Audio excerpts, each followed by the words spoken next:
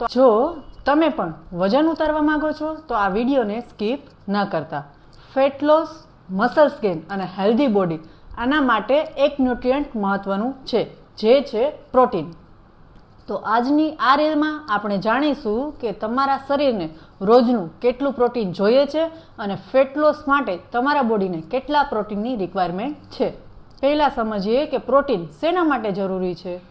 મસલ્સને જાળવવામાં મદદ કરે છે, લાંબા સમય સુધી પેટને ભરેલું રાખે છે, ભૂખને કંટ્રોલ કરે છે અને જ્યારે આપણે વેટ લોસ કરીએ છીએ ત્યારે આપણા મસલ્સ લોસને બચાવવાનું કામ કરે છે.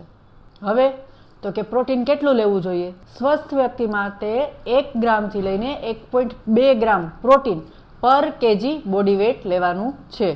બીજું છે તો કે ફેટ લોસ અથવા તો રેગ્યુલર એક્સરસાઇઝ કરતા હોય તો એમને તો કે 1.2 ગ્રામથી લઈને 1.6 ગ્રામ જેટલું પ્રોટીન પર બોડી વેટ લેવાનું છે. અને સ્ટ્રેન્થ ટ્રેનિંગ કરતા હોય ને એ લોકોને 1.6 ગ્રામથી લઈને 2.2 ગ્રામ પ્રોટીન પર કેજી બોડી વેટ લેવાનું હોય છે.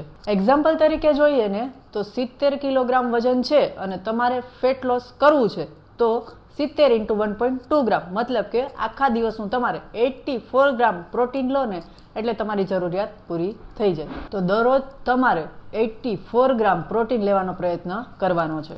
કમેન્ટ બોક્સમાં તમારો વેઇટ લખો અને તમારા બોડીને કેટલું પ્રોટીન જોઈએ છે એ હું તમને જણાવીશ. અને હા, હેલ્ધી પ્રોટીન રીચ ડાયટ માટે ફોલો કરો ડૉક્ટર કોમલ સાવલિયાને. Thank you.